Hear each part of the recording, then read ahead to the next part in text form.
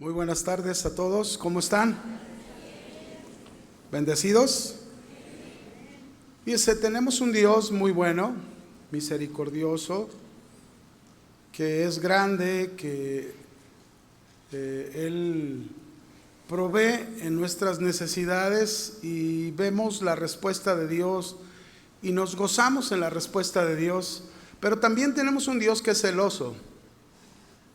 Tenemos un Dios que a través de ese celo por su pueblo, por su iglesia, muchas veces nos exhorta y muchas veces nos advierte. Así que esta tarde Dios quiere hablarnos acerca de las impurezas en su casa. Así que le voy a invitar conmigo que vaya a Jeremías capítulo 7, versículo 30. Yo sé que a veces hablar de estas cosas no es igual que hablar de las bendiciones de Dios para su vida, porque muchas veces en estos temas Dios nos pisa callos y nos duele, ¿verdad? ¿Alguna vez le han pisado un callo? ¿Y duele? Y mucho, ¿verdad? Jeremías 7:30 dice la escritura: porque los hijos de Judá han hecho lo malo ante mis ojos, dice Jehová, pusieron sus abominaciones en la casa sobre la cual fue invocado mi nombre, amancillándola. Quiero que vuelva conmigo a otro texto, Jeremías 23:11.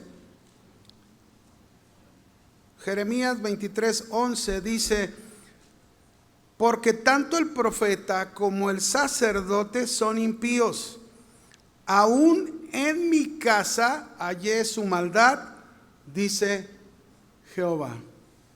Ambos pasajes que acabamos de leer nos hablan cómo en este tiempo del profeta Jeremías se le reveló que Israel, el pueblo de Dios, desde sus sacerdotes, sus profetas, sus líderes, hasta el pueblo mismo, habían traído a la casa de Dios, donde su nombre era invocado, impurezas. La palabra mancillándola del texto que leímos de Jeremías 7:30 al final, aparece esta palabra amancillándola. Esta palabra en hebreo se traduce como traer contaminación, meter suciedad, meter impurezas e inmundicia. Y eso se está refiriendo precisamente a la casa de Dios. Y esto es lo que estaba pasando en tiempos de Jeremías. Ahora fíjese bien, este libro de Jeremías, desde el capítulo 7 hasta el capítulo 10, Jeremías fue enviado por Dios a dar una palabra de advertencia al pueblo de Israel. Palabra de advertencia. De un mensaje que el pueblo que había venido a la casa de Dios, el pueblo había venido como ustedes han venido a la casa de Dios, para no seguir viviendo en esa falsa esperanza en la que se encontraba, trayendo a la casa de Dios toda clase de impurezas. Y Dios tuvo que hablarle a su pueblo. Dios le advirtió a Israel y a sus líderes, tanto sacerdotes como profetas, que la continuidad de esa impureza, no tratada, no limpiada, no arrepentidos, terminaría en un juicio severo para el pueblo y para sus líderes. Dios en el pasado, mis hermanos, y déjenme decirle lo tremendo de esto, porque Dios en el pasado había escogido al pueblo de Israel entre todas las naciones de la tierra. Era un pueblo insignificante y Dios lo quería que fuera su pueblo, el pueblo que representara a Dios entre todas las naciones, representar al único Dios verdadero. Es decir, el único Dios verdadero era el Dios de Israel. Y el pueblo de Israel tenía que representarlo a Dios. Déjeme leerle Éxodo capítulo 19, versos 5 al 6. Aquí lo dice. Le está hablando a Moisés y le dice: ahora pues, si diereis oído a mi voz y guardareis mi pacto, ustedes serán mi especial tesoro. Fíjese qué hermoso le está hablando Dios a Israel.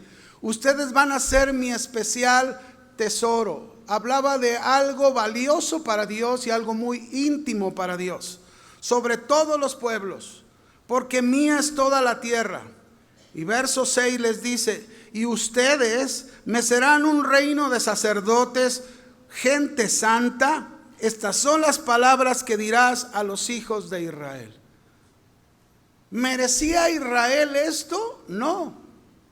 Igual que nosotros, no merecíamos estar aquí, pero por la gracia de Dios estamos aquí. Es lo mismo que Israel, por la gracia de Dios estaba siendo escogido. Ahora, aquí es donde entra el punto. Si Dios lo había escogido de una manera especial e íntima, los había librado de la esclavitud de Egipto por 400 años, los había preservado por el desierto por 40 años.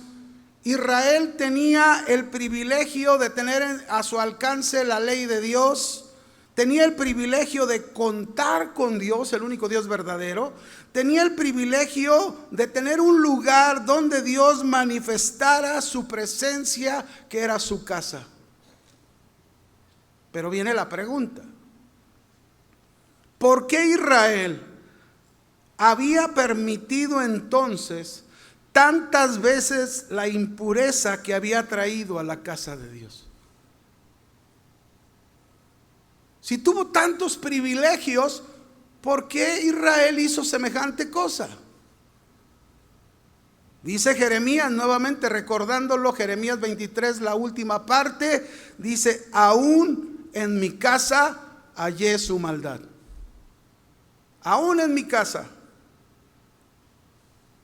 Mis hermanos, es algo terrible que tengamos estos privilegios de Dios como pueblo de Dios y amancillemos su casa. Traigamos contaminación, traigamos impureza, traigamos inmundicia a la casa de Dios. Y cuando hablo la casa de Dios me estoy refiriendo a dos puntos importantes. Uno, nuestra vida como creyentes, que es la morada del Espíritu Santo, y otra, la iglesia en general, que somos el cuerpo de Cristo, y aquí donde nos reunimos se manifiesta la presencia de Dios. Pero fíjese, no solamente pasó en el tiempo de Israel. Pasando el tiempo en la Biblia, en los tiempos de Jesús, también Jesús encontró la casa de Dios llena de impurezas, contaminada, y esto en su celo le molestó mucho. Dice Mateo 21, verso 12 y 13. Y entró Jesús en el templo. ¿Dónde entró Jesús?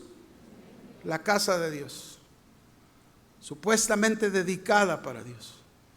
Y dice: y echó fuera a todos los que vendían y compraban en el templo, y volcó las mesas de los cambistas y las sillas de los que vendían palomas, y dijo: escrito está, mi casa, casa de oración será llamada, mas ustedes la han hecho cueva de ladrones. Hágale.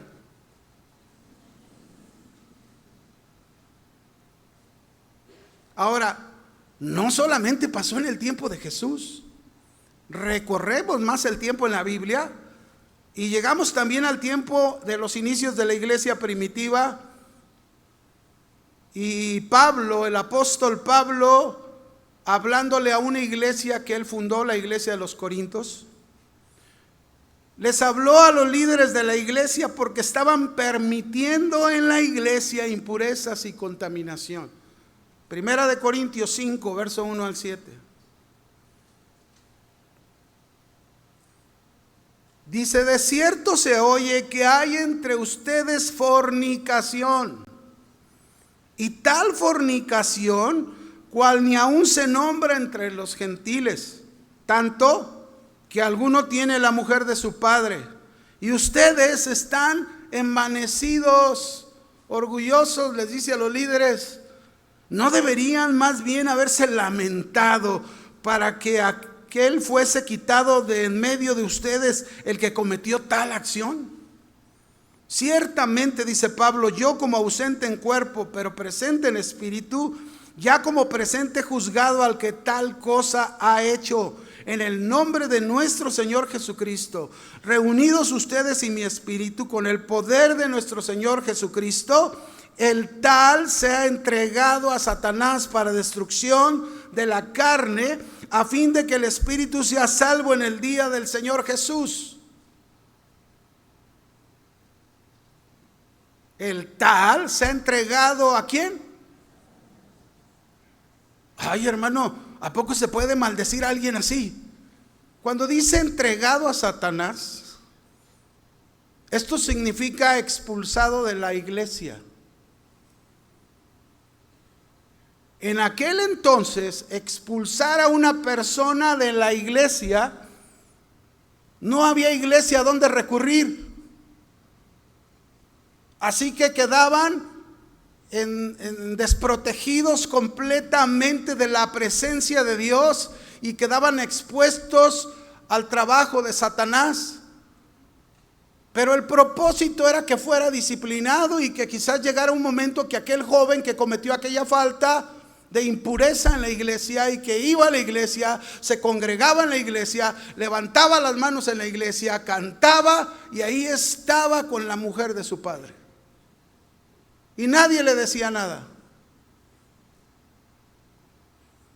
Así que ser entregado a Satanás, mis hermanos, es expulsarlo. En aquel tiempo era así, tristemente el día de hoy, alguien que se le ha confrontado sobre una falta es expulsado de la iglesia porque no quiere arrepentirse. Y entonces al expulsarlo, hoy en día, no, pues me voy a la otra que está allá. Y el pastor de allá, bienvenido, gloria a Dios. Aquí sí hay amor, allá no. En fin, dice el verso 6, no es buena su jactancia, le dice a los líderes.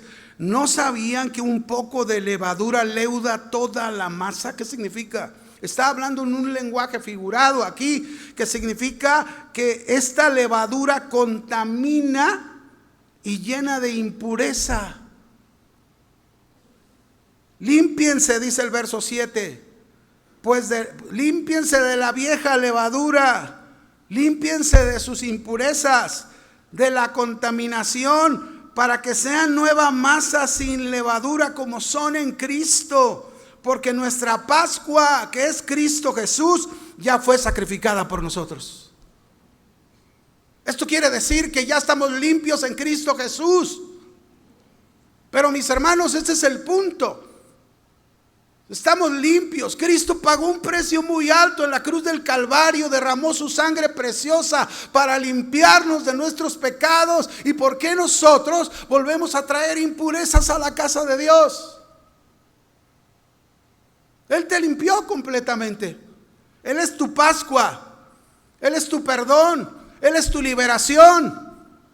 Amén. Ahora bien, ya hablamos de las diferentes épocas, pero hoy hablemos de nosotros. Dios, mis hermanos, a nosotros, su iglesia, el día de hoy, nos dio un lugar como a Israel. No éramos pueblo, dice la Escritura, pero Dios nos hizo pueblo en Cristo Jesús. Primera de Pedro, capítulo 2, verso 9. Mas ustedes, ¿quiénes? Nosotros los creyentes. Mas ustedes son linaje escogido. ¿Qué somos? Familia de Dios, descendencia de Dios en Cristo Jesús. No porque lo merecíamos, sino por la gracia de Dios en su Hijo Jesús. Por eso somos linaje escogido, real sacerdocio, nación santa, pueblo adquirido por Dios para que anunciemos las virtudes de aquel que nos llamó de las tinieblas a su luz admirable. Esto es lo que Dios nos ha hecho a nosotros, su iglesia, el día de hoy. Otro texto. Primera de Pedro, capítulo 1, verso 14 al 16.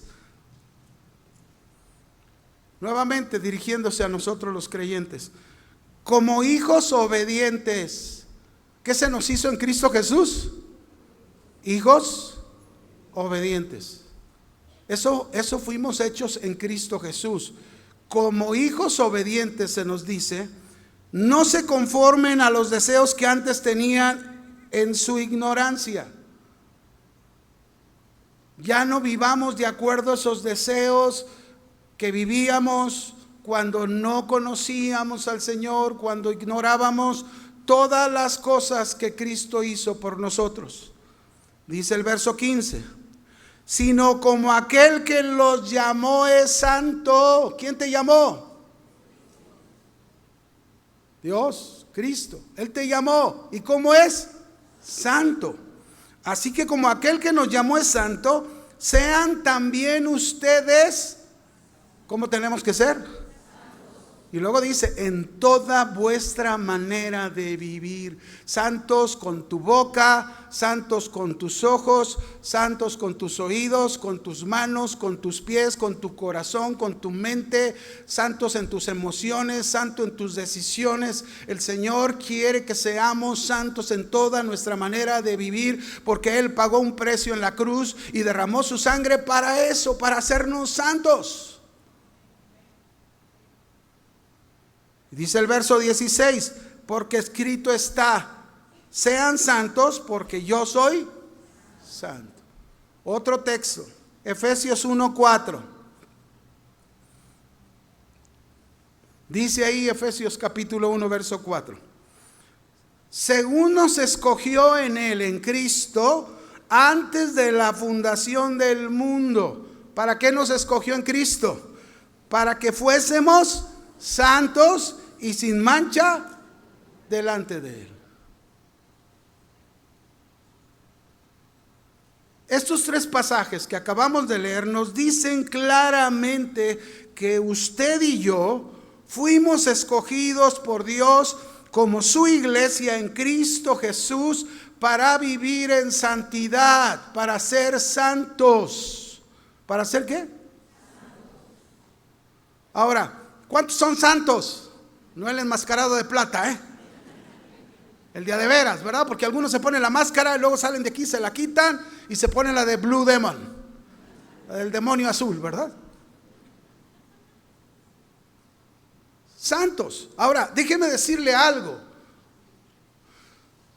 El que ha hecho la obra es Cristo Jesús. Por eso no podemos pisotear lo que Él ha hecho por nosotros.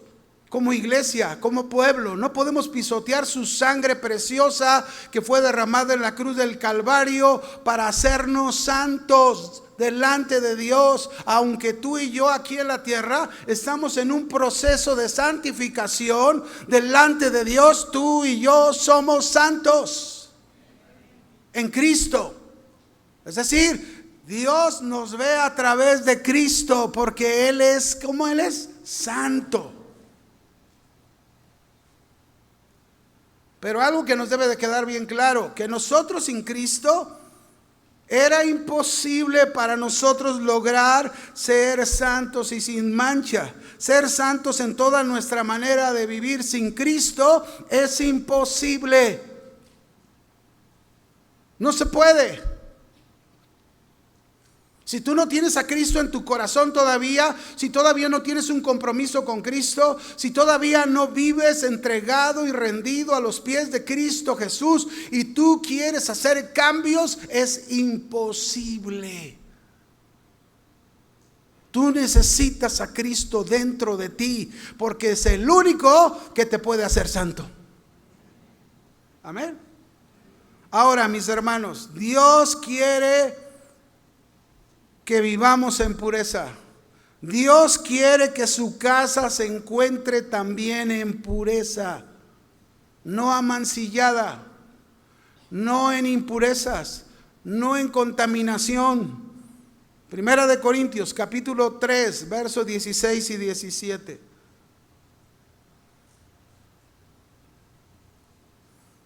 ¿No sabéis que son templos de Dios y que el Espíritu de Dios mora en ustedes? ¿A quién le está hablando? No a tu vecino, a ti. Tú eres, si eres un creyente, si Cristo vive dentro de ti, tú eres templo de Dios.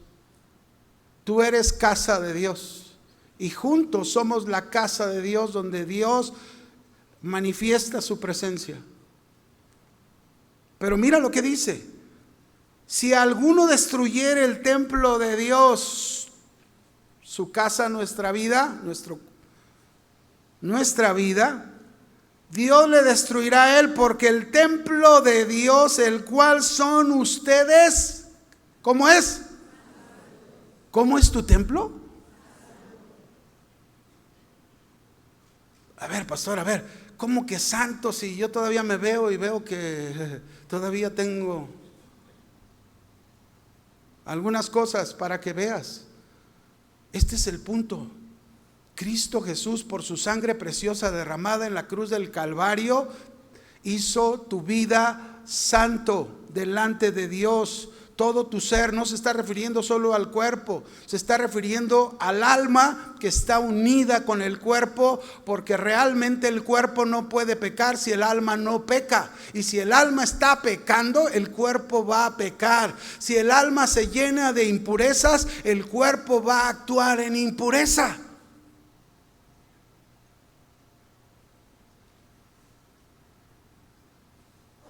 Así que ya hablamos del pasado, hablemos de nosotros. Si analizamos la historia de la iglesia, mis hermanos, después del siglo III, yo no sé si alguien se ha dado a la tarea de esto, pero mira, hermanos, si nosotros estudiamos la historia de la iglesia y vemos cómo después del tercer siglo, cuando se dejó de perseguir a la iglesia, cuando se dejó de perseguir a los cristianos, cuando se hizo oficial el cristianismo en el Imperio Romano, que ahora al contrario, todo pagano que no fuera cristiano le iban a dar agua, le iban a matar. Entonces ahí comenzó una decadencia tremenda espiritualmente en la iglesia.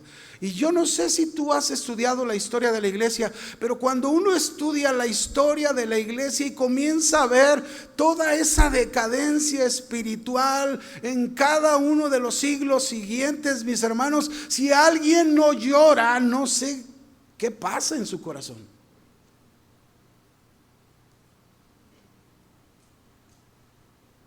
Porque es algo terrible.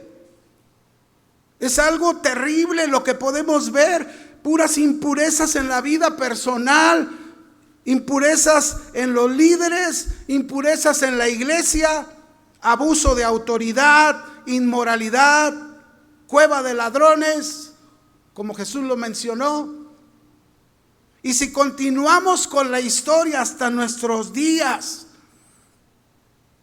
hemos sido testigos de cuántos casos de familias cristianas, líderes que se han presentado impurezas, que han dañado a la familia y han dañado a la iglesia.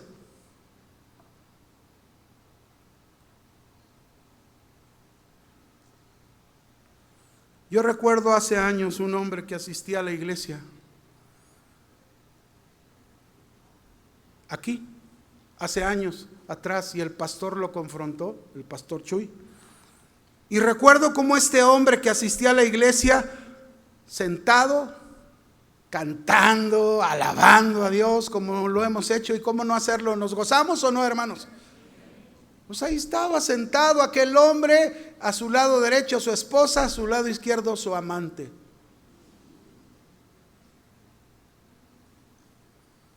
Y aquel hombre como si nada. Este hombre fue confrontado, este hombre fue reprendido, este hombre no se quiso arrepentir y fue entregado a Satanás. Ya sabe lo que es eso, ¿no? Impurezas en la casa de Dios. También recuerdo aquella mujer, no fue aquí, esto fue en otro lado. Esta mujer aparentemente muy servicial con los pastores ahí en la iglesia donde se congregaba, ¿verdad? Ganó la confianza de los pastores y ahí está. Pero esta mujer tenía intenciones malas. Malas. Una vez que ganó la confianza de los pastores, un día sedujo y fornicó con el pastor, haciéndolo caer y destruir la familia y destruir la iglesia.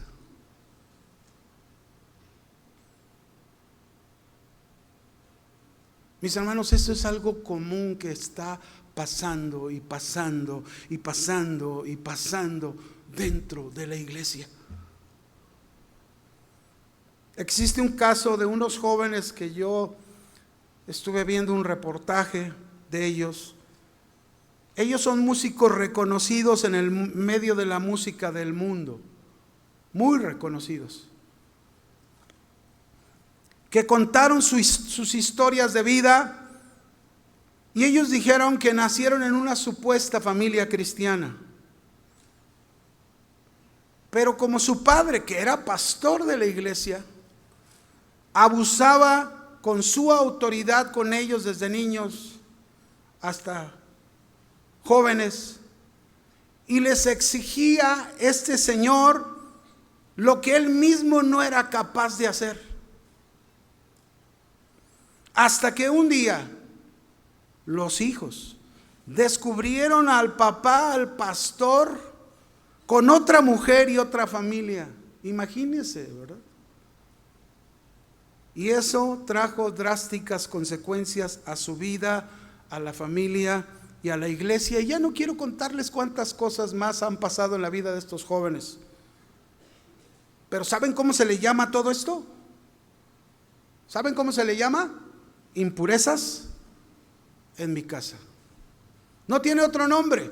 Impurezas en mi casa. Y Dios quiere una casa limpia. Dios quiere una casa limpia en la iglesia. Limpia, no contaminada, no llena de impurezas. Vamos a ver algunas impurezas dentro de la iglesia. La primera, hay impurezas de religiosidad. Y se lo dijo a Jeremías, volviendo a Jeremías capítulo 7, versículo 1 al 4. Dice ahí, palabra de Jehová que vino a Jeremías diciendo, ponte a la puerta, de la casa de Jehová y proclama ahí esta palabra. ¿Dónde la tenía que proclamar Jeremías? Hagan de cuenta, y en la entrada de casa de oración. Es un ejemplo, ¿no?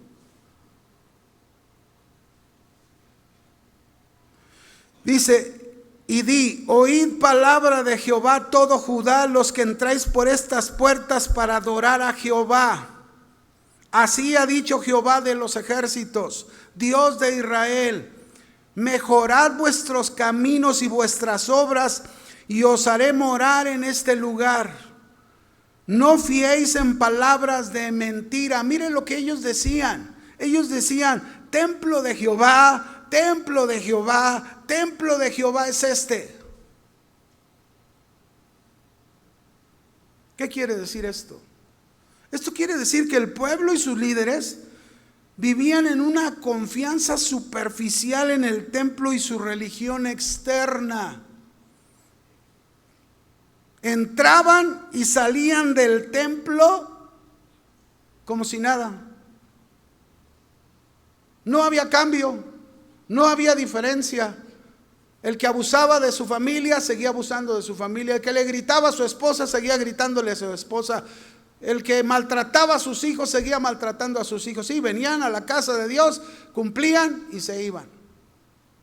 Y la prueba de todo esto es que Dios envió a Jeremías para advertirles de su impureza religiosa, pero nadie se detenía para escuchar.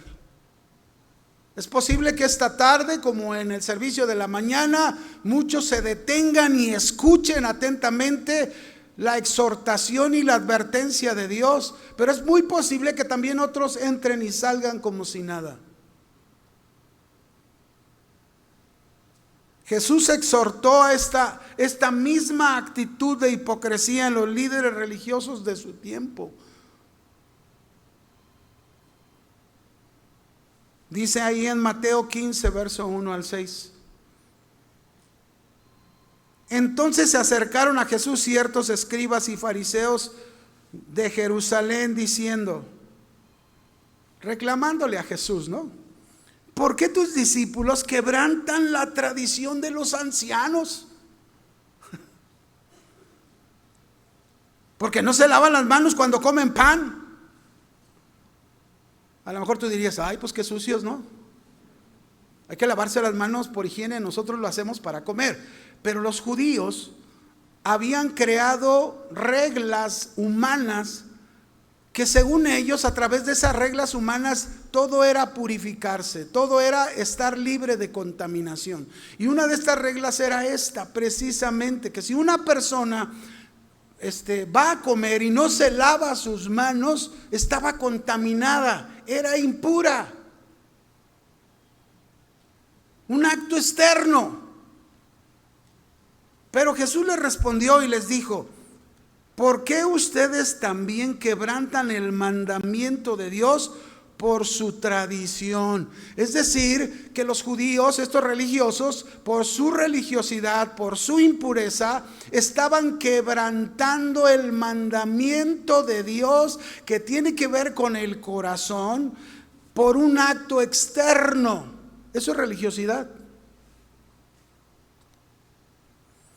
Dice el verso 4: porque Dios mandó diciendo: honra a tu padre y a tu madre, y el que maldiga al padre o a la madre muera irremisiblemente. Pero ustedes dicen: cualquiera que diga a su padre, a su madre, es mi ofrenda a Dios, todo aquello con que pudiera ayudarte. Pobres viejitos, los tenían abandonados, sin apoyar, sin dar ayuda. Ah, no, porque todo con lo que pudiera ayudarte es mi ofrenda a Dios.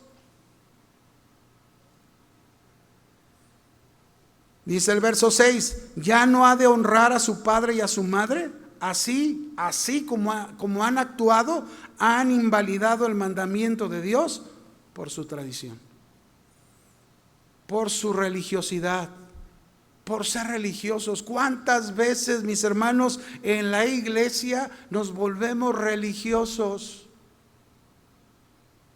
Tan religiosos que si alguien no viene, ya lo juzgaste, ya lo condenaste, ya le pusiste un sello de un título que según tú, ese es el que merece. Qué feo, mis hermanos, es cuando muchas veces una persona no viene y a lo mejor pasa tiempo que no la vemos, pero de repente aparece y en lugar de estar: oye, qué bueno, me da gusto que hayas vuelto, qué padre que estés aquí, te extrañábamos. Y no como cuando yo empezaba. Yo recuerdo cuando yo empezaba en el Señor, pues tenía que aprender. Y a veces me ganaba el quedar bien con la suegra, porque era día de domingo y la suegra tenía ganas de ir a Chapala, y entonces yo decía: pues vámonos a Chapala. Y no venía a la iglesia. O sea, en aquel tiempo era ahí en la casa de la mamá de Chuy García, éramos 40 jóvenes y no iba. Pero cuando venía al siguiente domingo: ¿qué onda, mi Nabu? Yo dije: ¿Nabu? ¿Por qué Nabu? Sí, Nabucodonosor, ¿ya te enfadaste de Babilonia? Ah, caray. Oye, pues se siente feo, ¿no? Imagínate que te reciban así. Los voy a recibir así en la puerta. ¿Qué onda, mis Nabus? Pues no, hermanos, eso no es correcto. A veces caemos en bien religiosos y llenamos la casa, la contaminamos de impureza. A veces cuadramos las cosas de tal manera que queremos que la gente lo haga de esa forma, porque si no, están condenados, están mal. Así estaban estos hombres. Y Jesús les dijo, fíjense, en Mateo 15, versos 7 al 8, Él les dice algo bien fuerte: hipócritas. ¿Cómo les dijo? Ojalá que no estemos ahí. Bien profetizó de ustedes Isaías diciendo: este pueblo de labios. ¿Cuántos de nosotros vendremos a cantar? Levantamos las manos, exaltamos a Dios, adoramos a Dios, pero lo hacemos solo con los labios. Pero nuestro corazón, dice, está lejos de Dios. Eso es impureza, impureza de religiosidad. Jesús expuso esta impureza de los líderes religiosos de su tiempo, que daban más importancia a lo externo que a la voluntad de Dios. ¿Qué es lo más importante? No dejar de asistir. ¿Cuántos son salvos por no dejar de asistir? A ver, dígalo.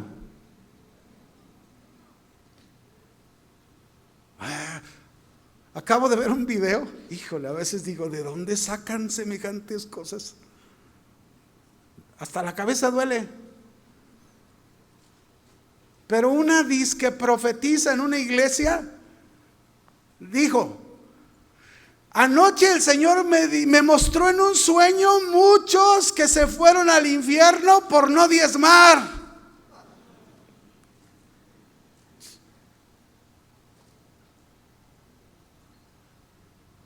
Hermanos, de verdad, no traigamos impurezas de religiosidad a la casa de Dios. He conocido hermanos que piensan que por el hecho de asistir simplemente a la iglesia, de no faltar, tienen el cielo abierto. Algunos dicen: es que ya me bauticé, es que estoy sirviendo en un ministerio. Mira, hermano, podemos servir en un ministerio, podemos incluso hasta predicar y ser religiosos y estar mal delante de Dios. Dios lo que anhela de nosotros es nuestro corazón. Un corazón limpio, puro. ¿Qué nos dice la Biblia? ¿Quién entrará al lugar santo? ¿Quién? El limpio de manos, el puro de corazón, el que no ha elevado su alma a cosas vanas, ni jurado con engaño.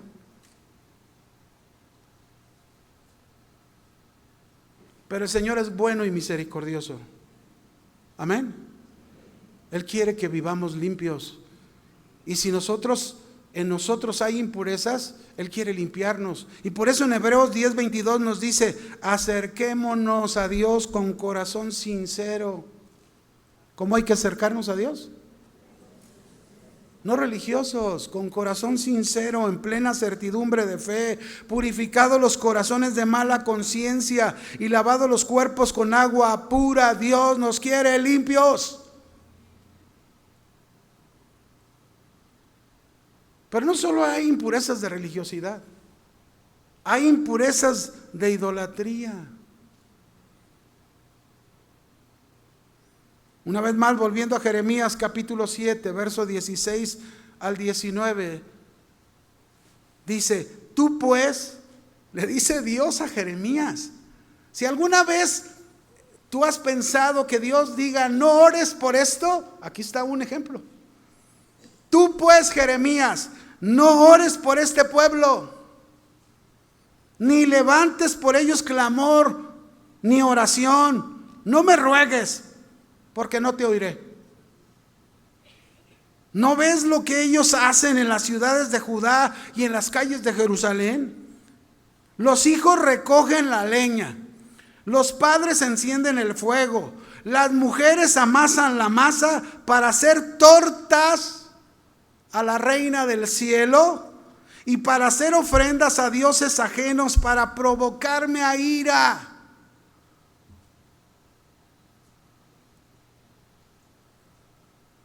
Este es otro de los reclamos de Dios a Israel, de las advertencias de Dios a Israel, las impurezas de idolatría, que hacían tantas cosas que debían ser ofrecidas para Dios, pero las ofrecían a sus ídolos. En este caso, la reina del cielo. Digo, si ya habías oído esta frase, para que te des cuenta que esta frase existía muchísimos años antes de Cristo. ¿La reina de dónde? Y los dioses extraños, ajenos. Idolatría. En 1 Corintios 10, versos 6 y 7, se nos dijo esto, es la advertencia. Mas estas cosas sucedieron en el pasado como ejemplo para nosotros. ¿Cómo qué? Para no cometer los mismos errores, las mismas faltas. Para que no codiciemos cosas malas como ellos codiciaron, ni seamos idólatras como algunos de ellos. Según está escrito, se sentó el pueblo a comer y a beber y se levantó a jugar. Y esto hace referencia cuando Israel hizo el becerro de oro, que se oía toda una fiesta, todo un festín, que bajaba Moisés de arriba porque Dios le dijo: baja porque tu pueblo se ha pervertido. Ya no dijo Dios mi pueblo, le dijo: tu pueblo se ha pervertido, baja. Y luego Josué, que todavía le faltaba discernimiento, le dice a Moisés: se oye grito de victoria allá en el pueblo.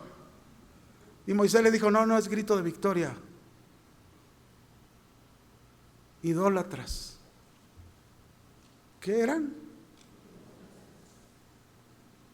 Mis hermanos, el seguidor de Cristo nunca debe crear ídolos y debe recordar lo que Dios nos ha dicho en Hechos 17:29.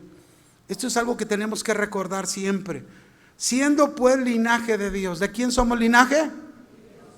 No debemos pensar que la divinidad es semejante a oro, plata, piedra, escultura de arte y de imaginación de hombres. No podemos, nosotros no tenemos derecho a hacer eso.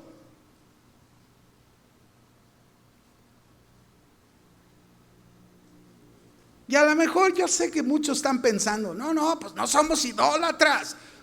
No tenemos ni oro, ni plata, ni madera, ni escultura de arte que hayamos hecho y estemos adorando. Pero mis hermanos, hay numerosas formas de idolatría. Y es posible incluso que una persona haga un ídolo de sí mismo. Por eso el Señor nos invita, en Colosenses 3:5 nos invita y dice: hagan morir en ustedes todo lo que sea terrenal, háganlo morir: inmoralidad sexual, impureza, pasiones desordenadas, malos deseos y avaricia, porque eso es idolatría. ¿Se fijan que hay diferentes formas de idolatría?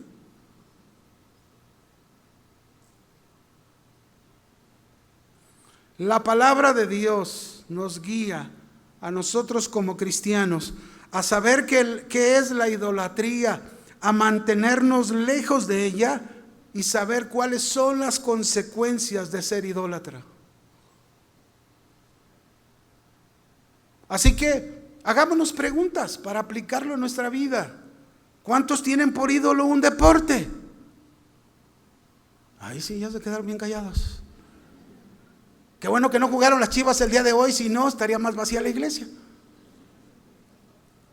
Ay, hermanos, si le deberían de ir al rebaño sagrado celestial, al que fue lavado por la sangre de Cristo. Nosotros somos ese rebaño sagrado que tenemos la victoria por siempre. No, que ahí ya tienen 2, 3 victorias y ya los ponen acá. Pero bueno, allá ellos, ¿no? Nadie tiene por ídolo el deporte. Miren, esto que les voy a platicar es verdad. En el mundial pasado, yo recuerdo cómo una iglesia el domingo, día de servicio, día de reunión, jugó la selección mexicana. ¿Y saben qué hicieron? Suspendieron la reunión. Algunos hasta pantallas pusieron en la iglesia. Y en lugar de venir a adorar a Dios, traían palomitas, hot dogs, lunches y hermanos, por favor, de verdad, qué tristeza las impurezas y contaminación dentro de la casa de Dios. Da vergüenza. ¿Cuántos tienen por ídolo el trabajo? No les digo que levanten la mano. Pero ¿cuántas veces oímos decir: es que no tengo tiempo para leer la Biblia? Es que no tengo tiempo para orar a Dios. Es que no tengo tiempo para ir a los eventos de la iglesia. Pero sí tienen tiempo para irse a cenar con sus cuates, sus amigos.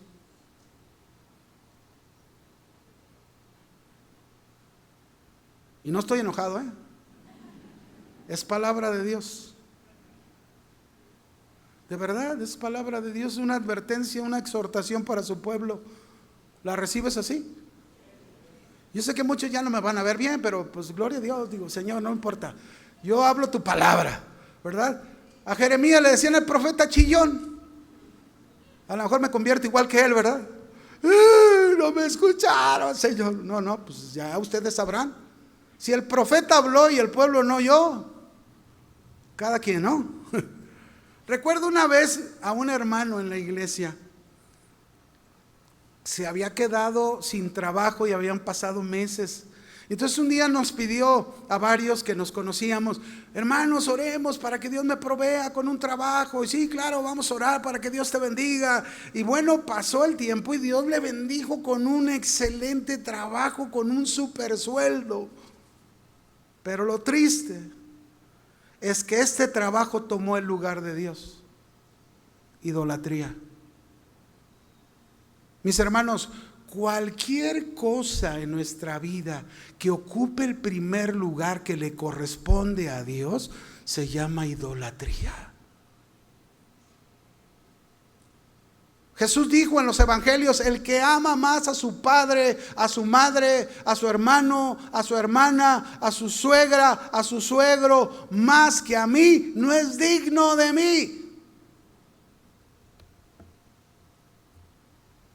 Y no está diciendo que no amemos, está diciendo que el primer lugar siempre de amor le corresponde a Dios.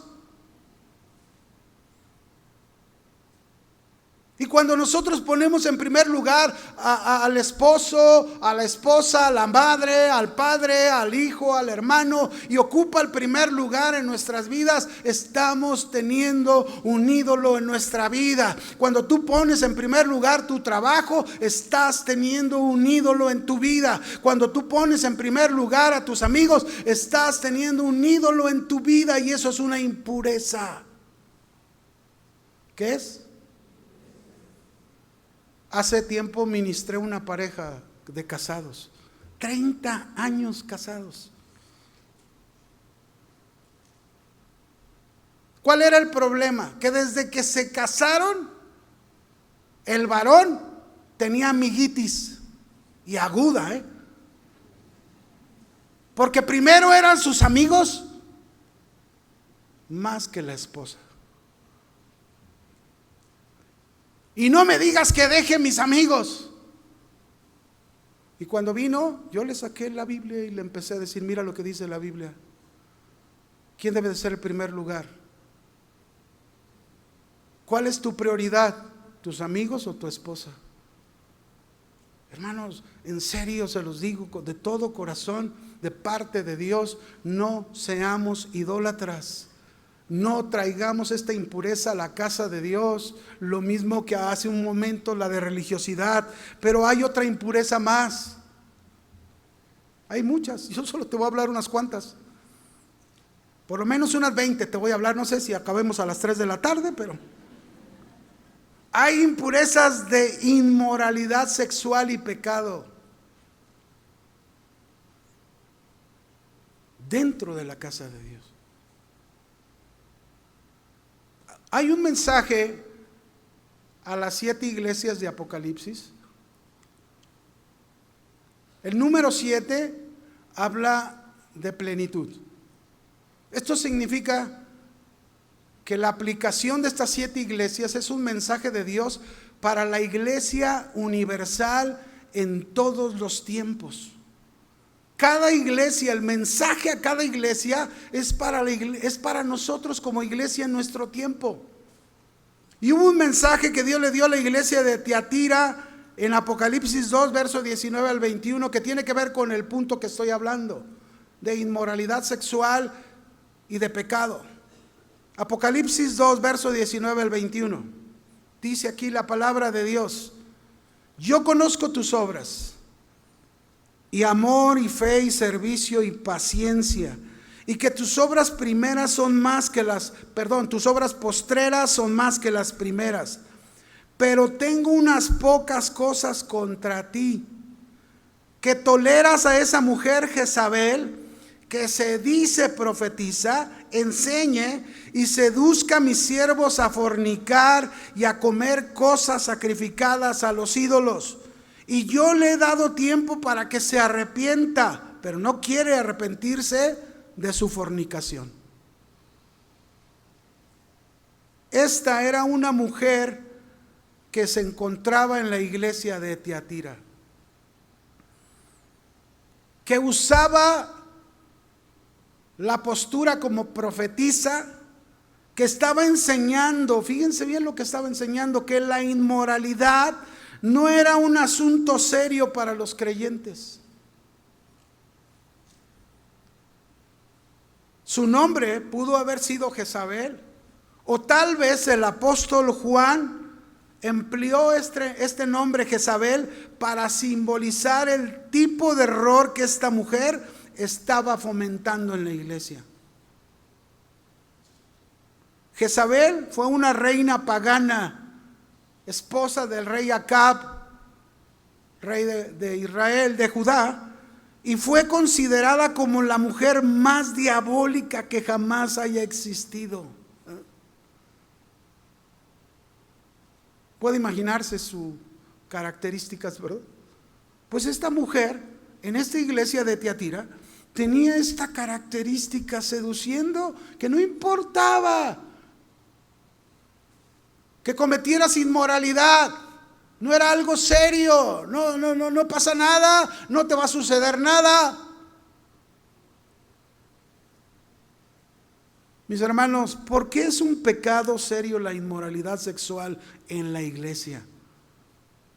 ¿Por qué? Las relaciones sexuales fuera del matrimonio siempre van a herir y a dañar a muchos. ¿A cuántos? En primer lugar, mis hermanos, hieren el corazón de Dios porque muestran que preferimos satisfacer nuestros deseos a nuestro antojo en lugar de seguir las indicaciones, las instrucciones de la palabra de Dios.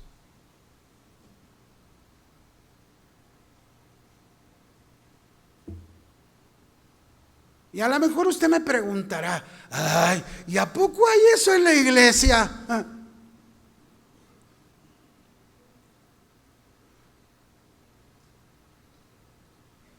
También hieren a otros porque violan el compromiso tan necesario para una relación correcta en el matrimonio.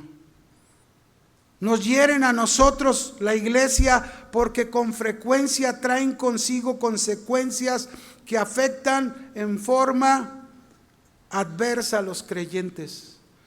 La inmoralidad sexual tiene un tremendo poder para destruir familias, iglesias, comunidades, porque destruye la integridad sobre la cual están basadas estas instituciones. Dios quiere protegernos, Dios quiere proteger a su iglesia, Dios quiere proteger a la familia, Dios quiere proteger a los demás. Por lo tanto, no podemos seguir participando en este tipo de inmoralidades, aunque nuestra cultura hoy en día lo acepte y aunque en nuestra cultura se diga que es algo normal.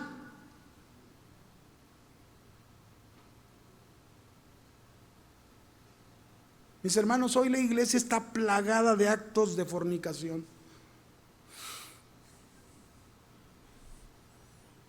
Por ahí llegas a escuchar a aquel joven que embaraza a la joven y no quiere ningún compromiso. Y estoy hablando de la iglesia,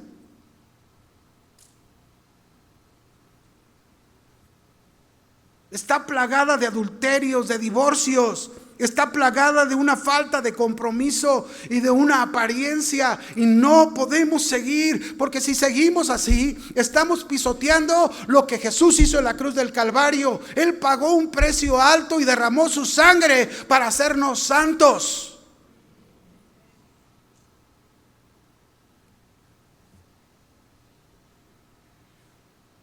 Hace años, casi cuando yo llegué aquí, un año tendría que volví a casa para estar aquí formando parte del pastorado. Y traté un caso de una familia supuestamente cristiana, que asistían a la iglesia, que levantaban las manos como tú y yo las levantamos, que cantaban como tú y yo cantamos, que se gozaban como nos gozamos en la presencia de Dios. Pero el papá había abusado de su niña desde los 5 años hasta los 13 años.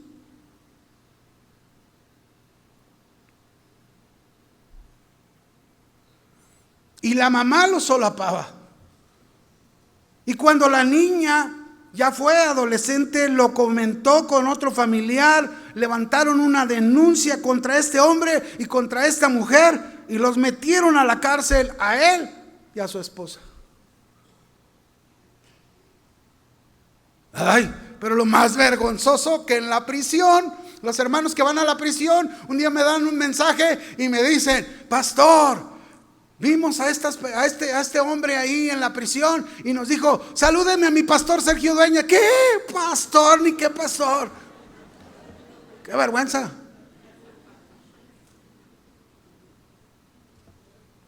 En serio, hermanos, de verdad. Es cierto que la Biblia nos dice: el que piense estar firme. Y tenemos que cuidarnos. Tenemos que orar los unos por los otros. Tenemos que vigilar nuestro corazón, porque engañoso es el corazón más que todas las cosas. Tú y yo no podemos llegar a decir: a mí nunca me va a pasar. Mejor no hables, mejor consagra tu vida al Señor, dedícate a obedecer a Dios y no te jactes nunca diciendo semejante cosa. Amén. Nunca lo hagamos, hermanos. Mantengamos nuestra vida en limpieza de esta impureza. ¿Cuántos casos, mis hermanos? ¿Cuántos casos hemos ministrado de parejas dentro con los dos, que uno de los dos envuelto en una inmoralidad, y vemos las heridas, el daño causado a la familia por tal situación? Pero mientras son descubiertos, mientras no son descubiertos, ay, qué bonito se ven, ¿verdad?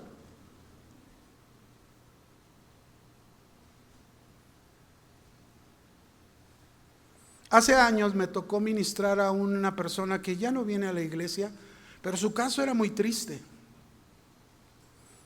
Y recuerdo este hombre ya casado, tendría unos 33 años, y en una consejería me contó cómo su madre a los 5 años lo obligó a servir al sacerdote en el templo.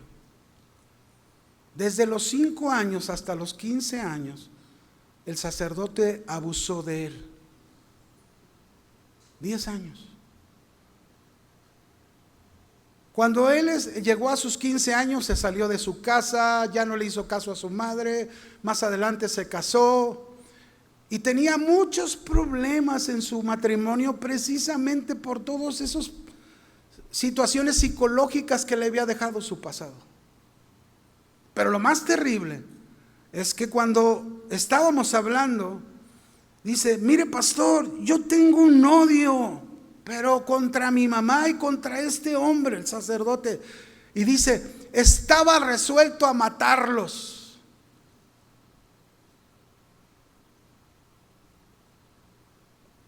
Dios le dio una oportunidad para sacar eso de su corazón, para enfocarse en Dios. Pero esas son las impurezas que hay en la casa de Dios.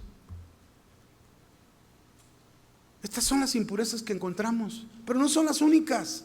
Ya sabe que yo soy el pastor de los 5 puntos. ¿Cuántos me faltan? Ya sabe.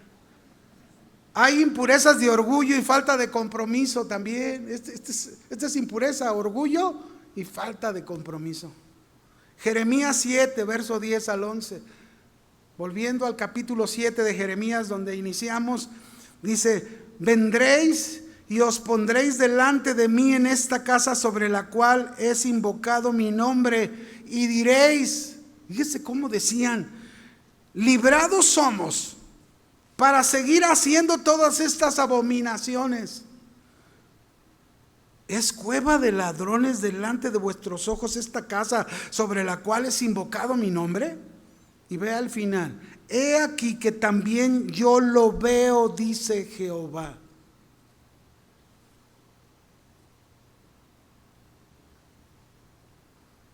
¿Cuántos saben que el orgullo ciega?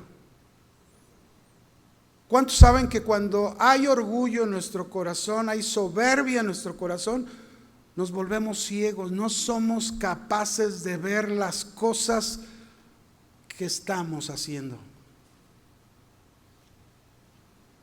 ¿Cómo hay gente orgullosa y falta de compromiso verdadero con Dios, que no les importa cómo están viviendo o conduciéndose, que llegan a creer que son librados de sus impurezas, como si Dios no viera nada? Esto le pasó al rey David. Su orgullo como rey le cegó. Su falta de compromiso por no ir a la guerra lo llevó a cometer un acto de impureza. Su orgullo, su soberbia, y no solamente eso, sino el cometer homicidio, mandar a matar al esposo de Betsabé, Urías, ponerlo al frente del batallón con esa intención. El orgullo es la raíz de toda impureza. Es verdad que existe una diferencia entre diferentes tipos de orgullo, ¿verdad? Y hay un orgullo que es correcto, ¿verdad? Aquel orgullo que sentimos acerca de un trabajo realizado, o el orgullo que expresamos por el logro de nuestros hijos o nuestros seres queridos en algo que han logrado, ¿verdad? En su escuela, en su profesión. Por ejemplo, yo a mi hijo, el doctor, que seguido le ha tocado hacer trasplantes de riñones allá en Chihuahua, y hace una semana volvió a hacer otro con otra niña ahí en la institución de beneficencia donde está trabajando, y yo le hablo y le digo: mi hijo, estoy orgulloso de ti. Pero no hablamos de ese orgullo.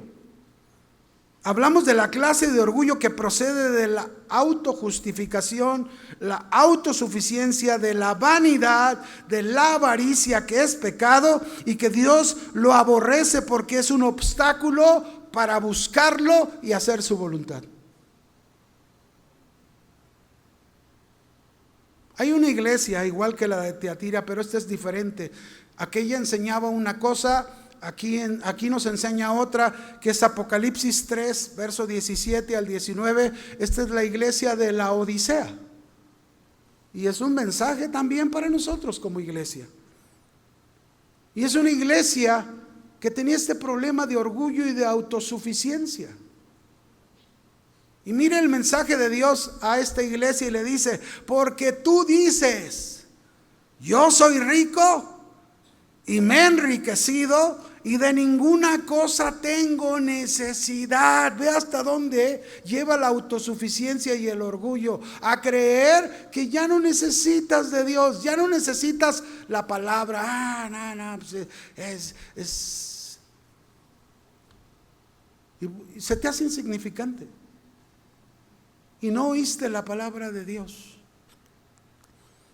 Pero Dios le exhortó y le advirtió a esta iglesia y le dijo: y no sabes tu ceguera, no te deja darte cuenta que eres un desventurado, miserable, pobre, ciego, desnudo. Por tanto, yo te aconsejo que de mí compres oro refinado en fuego para que seas rico, y vestiduras blancas para vestirte, y que no se descubra la vergüenza de tu desnudez, y unge tus ojos con colirio para que veas.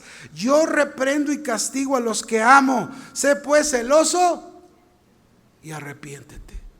¿Qué le dijo? Un paso, mis hermanos, para limpieza es arrepentimiento.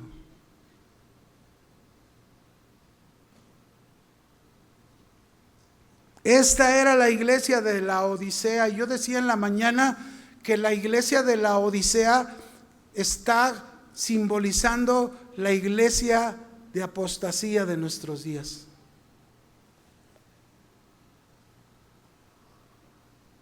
Una iglesia llena de autosuficiencia, orgullo, que vivían en una tremenda falta de compromiso con el Señor. No podemos seguir viviendo de esta manera, que es una impureza que contamina la casa de Dios. Mis hermanos, no traigamos más impureza a la casa de Dios. Limpiémonos. Vivamos en limpieza. Dice Mateo 18, verso 1 al 3.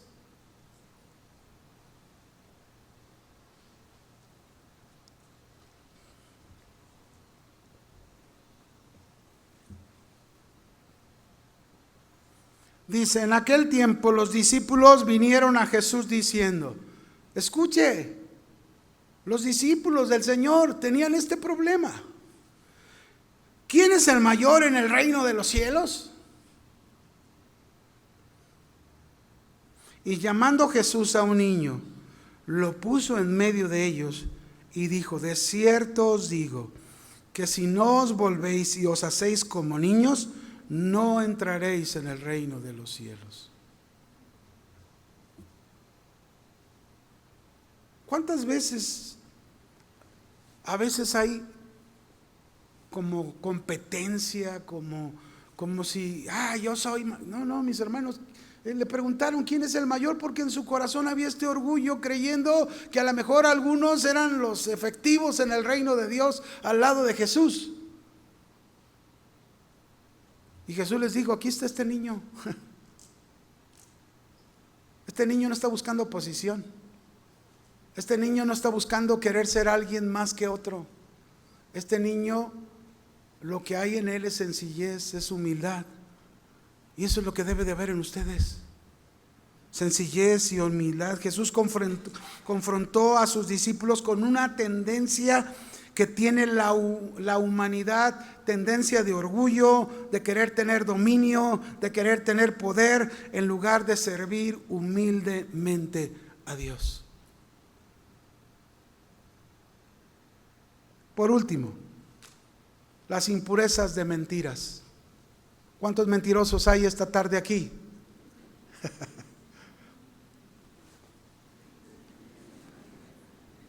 Jeremías 7, verso 8 y 9.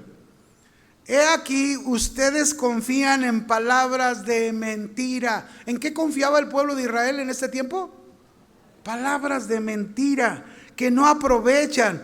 Y vean lo que hacían: hurtando, matando, adulterando, jurando en falso, incensando a Baal, andando tras dioses extraños que no conocieron.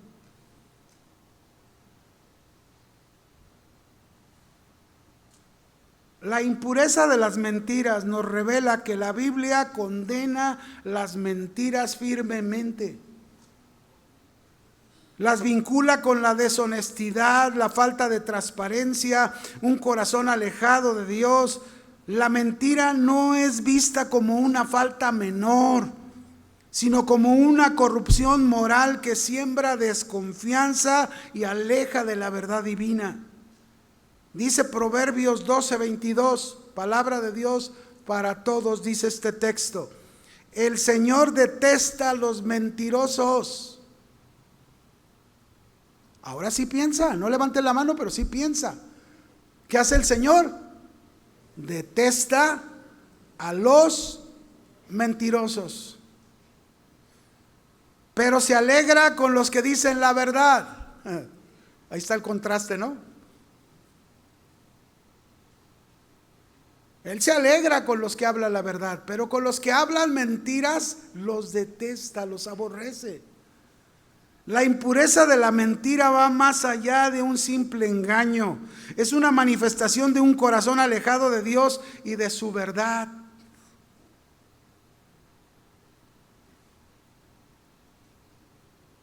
En la carta a los Romanos, en el capítulo 1, no lo vamos a buscar, pero en el capítulo 1 hay una frase, ya casi al final, que dice: cambiaron la verdad de Dios por la mentira.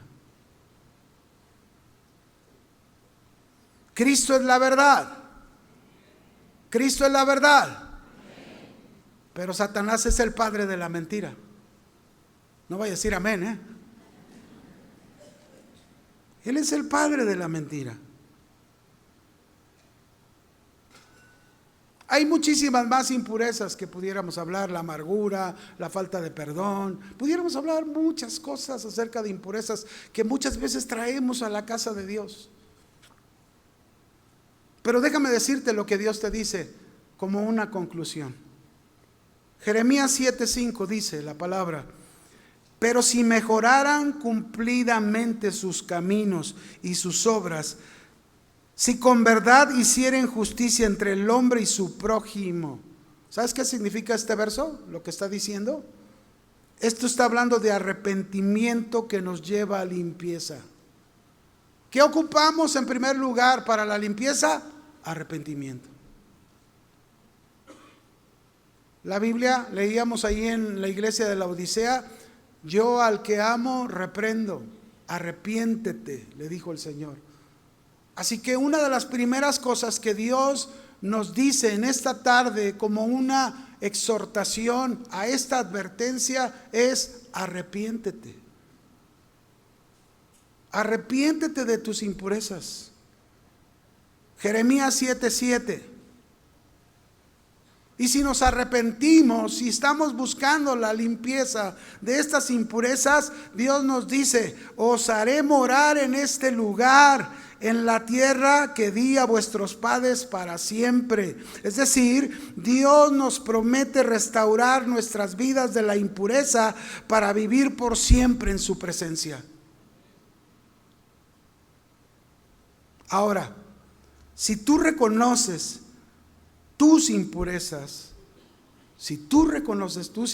yo voy a pedir al grupo de alabanza, si pasan por favor, si tú reconoces tus impurezas, yo te voy a pedir te pongas de pie y escuches esta palabra de Dios para ti.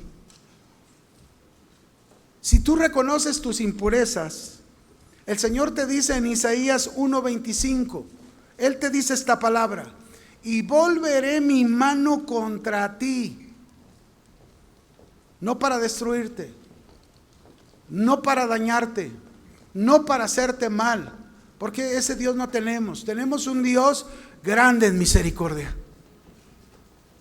Y volveré mi mano contra ti, y limpiaré hasta lo más puro tus escorias, y quitaré toda tu impureza.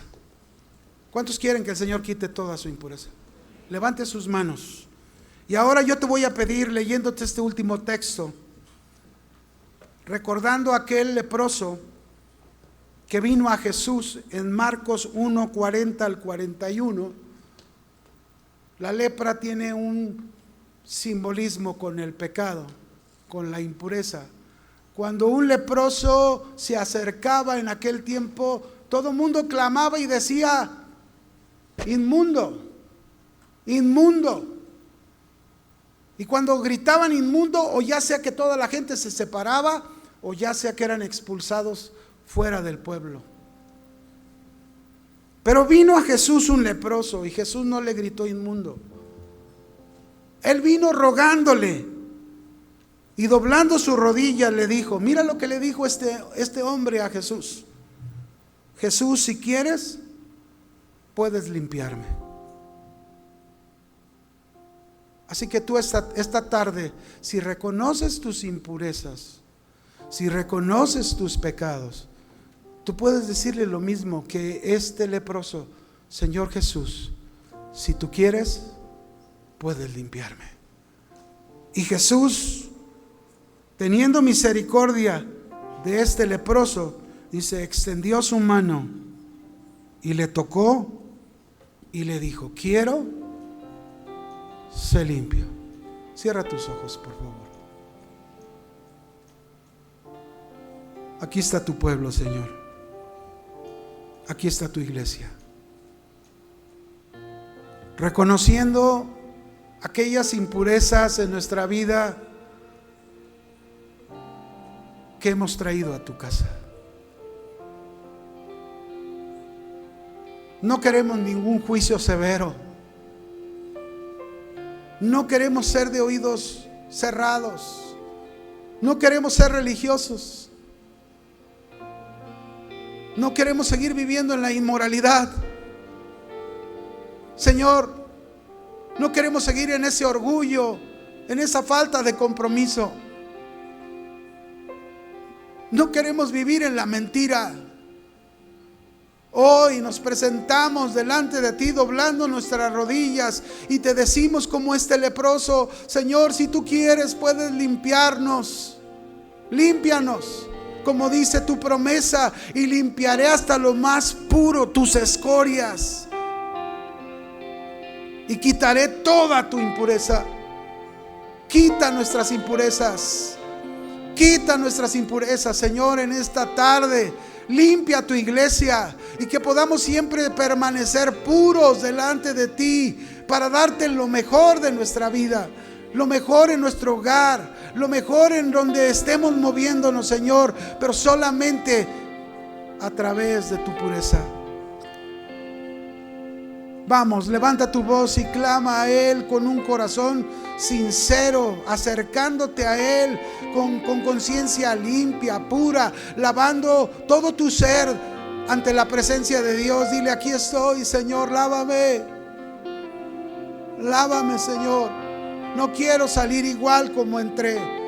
No quiero regresar a casa de la misma manera como entré, sucio. Yo quiero salir limpio. En el nombre de Jesús. En el nombre de Jesús.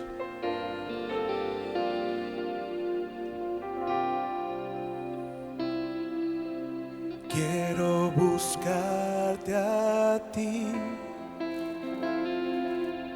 con todo mi corazón, según tu ordenanza y no en mi razonamiento. Quiero buscarte a ti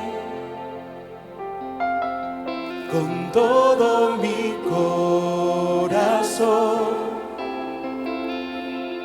según tu ordenanza y no en mis razonamientos.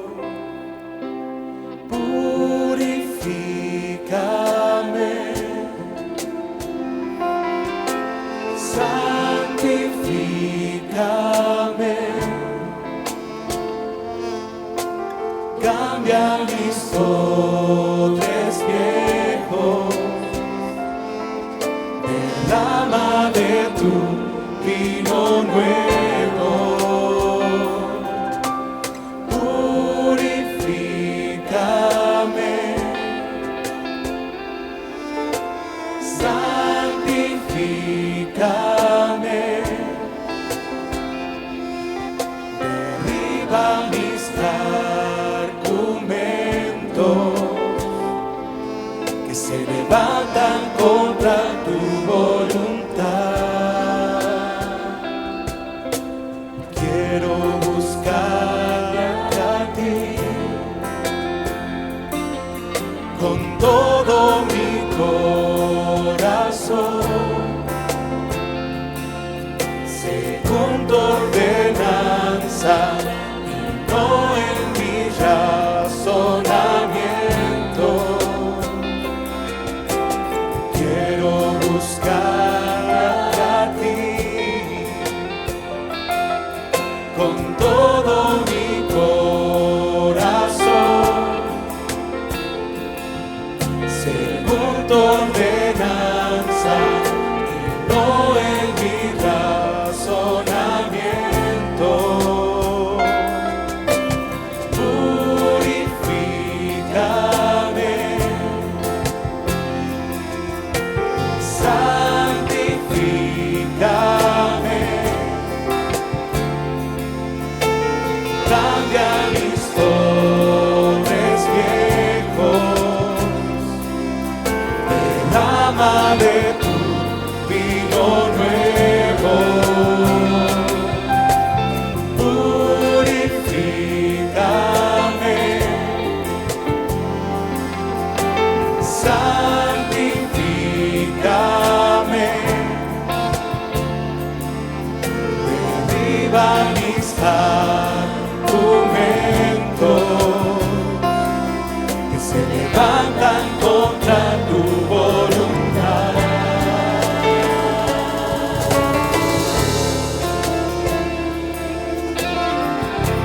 Señor, mi pecado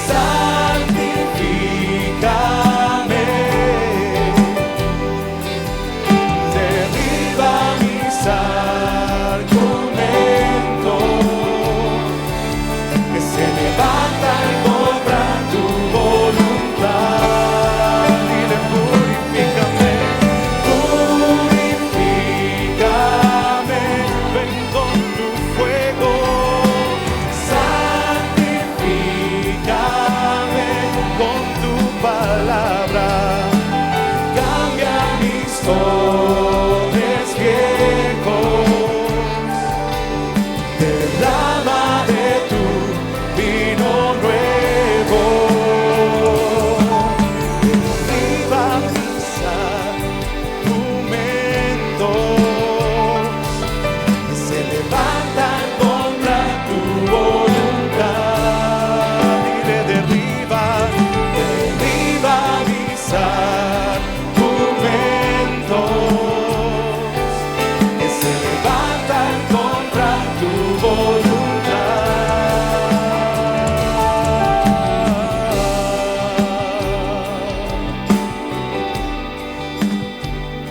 Santifícanos, Señor, con tu palabra. Al obedecerla, Señor, somos santificados, somos purificados.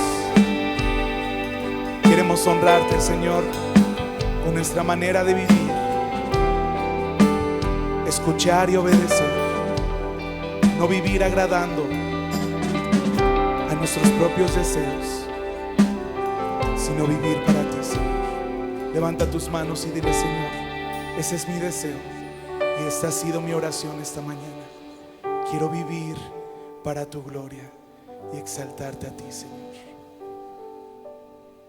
Y honra al Señor con tus aplausos.